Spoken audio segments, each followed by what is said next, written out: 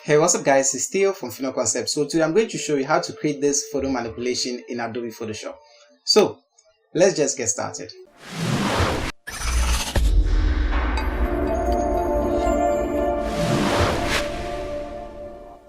Welcome to Concept. Click the subscribe button and hit the bell icon so you don't miss out on any of our future videos. Alright, so let's go ahead and open up our application. For this tutorial I'm using Photoshop CC 2018.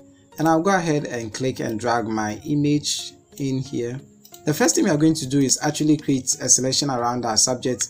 You can see that even though our background is a little bit out of focus, it is not blurred enough for us to use. So I'll be using the quick selection tool because I'm lazy. You have to use the pen tool if you want to make this perfect. Oh, there's actually someone passing over there. I didn't even see. I'll just right click and go to layer via copy. Now I'm using layer via copy instead of layer via cut because cut is going to cut it out of the image. I want to be able to have my image hovering around with the actual background still being there. In case I make a mistake, I can always go back.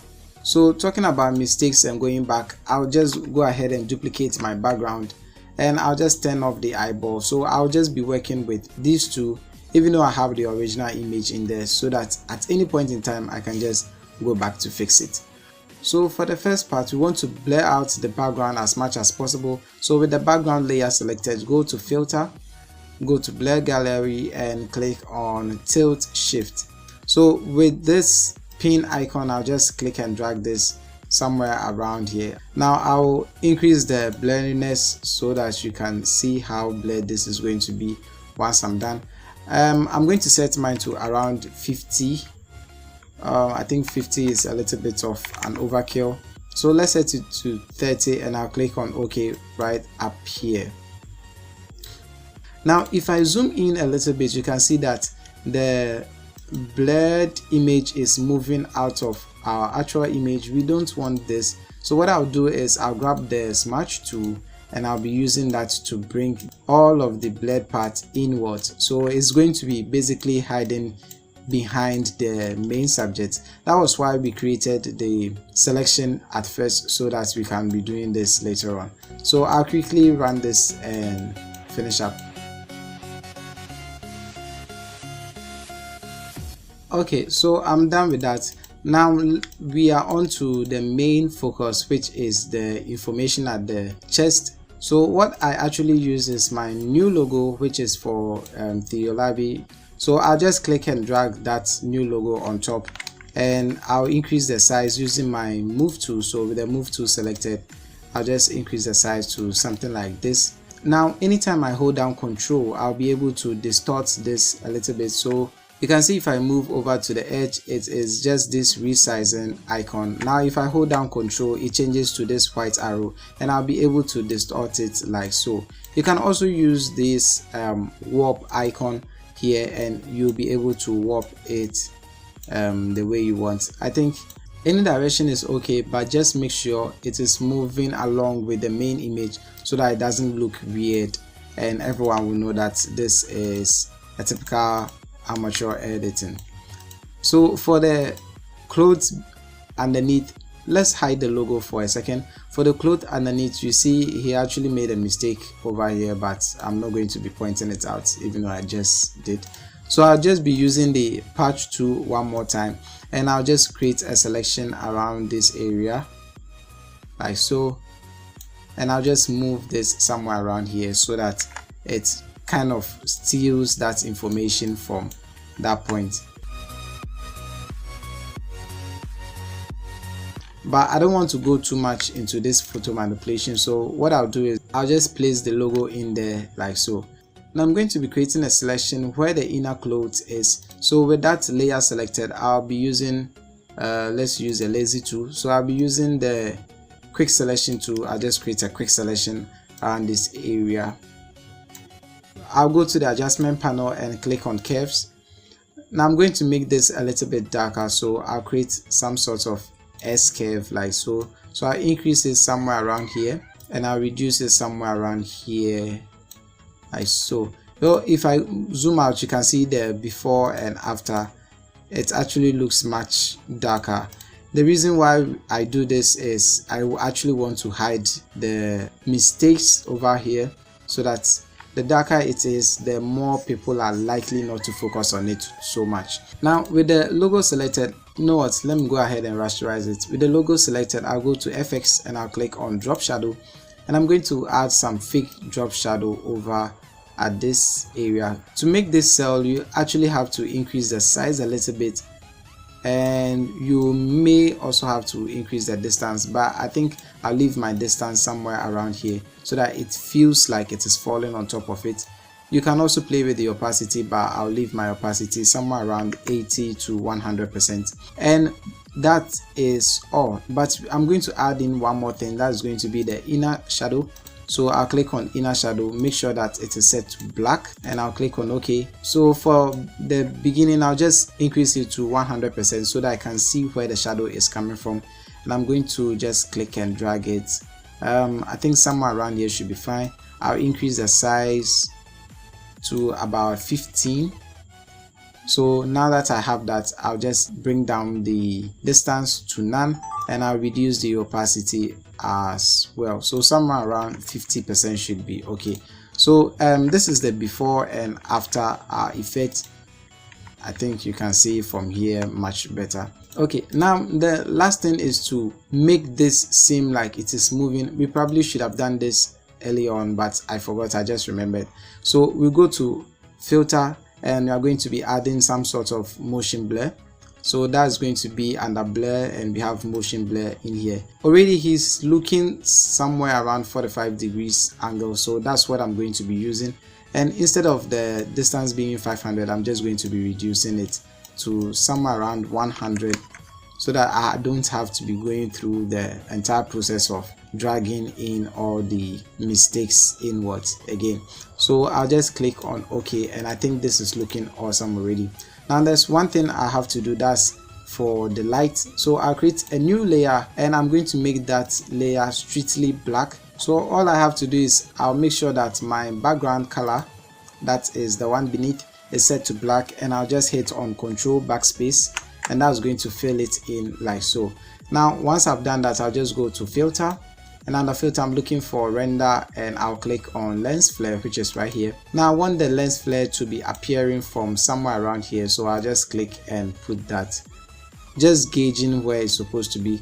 Now there are so many lens flares you can go with, but what I'm going with will be probably the 50 to 300 mil zoom. Now you can also increase the brightness depending on how intense you want it. So I will go with somewhere around 100 or 150. Let's try 150 and see how that is looking. I think that's too much, so I think 120 should be just fine, and I'll click on OK. Now once you have that, you are going to change the blend mode to soft light. Well, there are two I've been using. The first one is screen. If screen is not nice for you, you can also try the soft light and work your way around it. So I think screen is looking much better, so I'll go with screen, and you can see how this thing is looking like. Now I'm going to place this on top so that it affects everything, including the image as well. So this is going to be on top. I'm actually going to create a group for this and call this the effects group. So all my effects are going to be in here. The next thing is I'll make sure that my foreground color is set to black. I'll create a gradient overlay. The first one is going to be a linear gradient, and I'll click and drag it somewhere here just to darken out the bottom, and I'll make sure that the opacity is somewhere around 50%. And I'm going to create a gradient one more time. This time around I'll make it radial, and I'll place it somewhere around where the head is, and I'm going to reverse it so that the dark portions will be over at the edges. We get some form of vignetting, and I'll increase the scale to somewhere around 750 or 800, and I'll click on OK. You can also go ahead and play with the opacity, but I'm going to leave my opacity at 100%. So first of all, we have this lens, we have the shadows coming in. Now there's one more thing I have to do, that is I'll create a new layer, change it to screen. So for the first part, I'll just be picking some form of orange color because it was a sunny day, so I think somewhere around here should be just fine. I'll grab my brush tool, So B on your keyboard, making sure that that layer is selected. I'll set my brush size to somewhere around 100 and make sure that it is under soft ground. So if I click, you can see I think this is looking small. I'll increase it to probably around 1500, hit enter. So if I click, this is how it is looking like, and I think this is awesome already. So I'll place this somewhere around here at the top, and I'll increase it by a lot. So I'll place this somewhere around here, and I'll duplicate this one more time. This time around I'll be placing it somewhere around the shoulder, but I'm going to make it a lot smaller so that it doesn't interfere. So somewhere around here should be just fine, and I'll duplicate it one more time. I'll place another one here. Now make sure you keep varying how big or small the sizes are. So I think the lights are okay for me, but they are too intense, so I reduce the opacity to around 50%. We are done, but there's one more thing I have to do. With that orange color, I'm going to select a blue one this time around. So we have a warm color and a tense color. I'll go to the adjustment panel, click on gradient, and I'm going to set the gradients to the first preset, which is foreground to background, and I click on OK.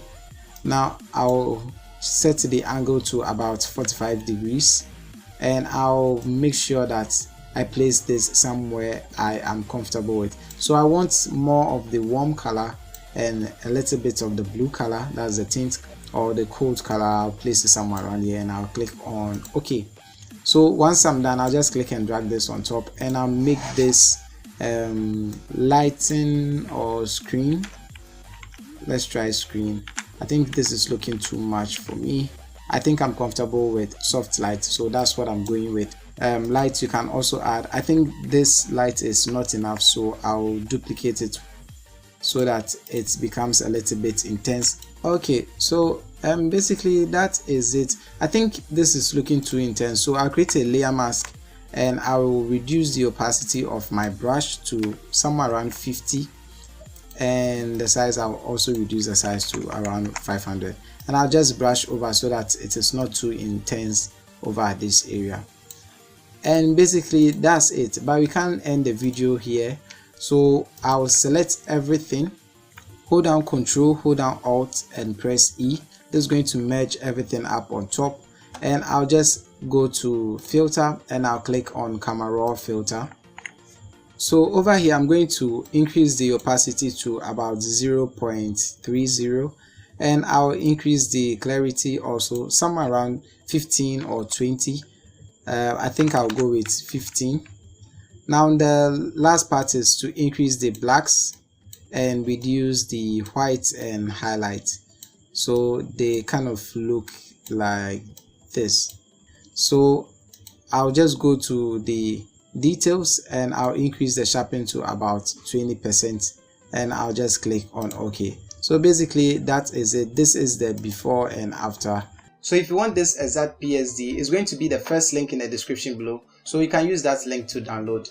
And that's all for now. Thank you guys for watching. If you like this video, please give it a thumbs up. If you'd like to watch more of our videos, hit that subscribe button, and as always, don't forget to share with your family and friends. One more thing, I'll be posting this image on my Instagram page, so if you don't follow already, you can also follow there. I added a little bit of effect to it. So thank you guys for watching, and I'll talk to you guys in the next one.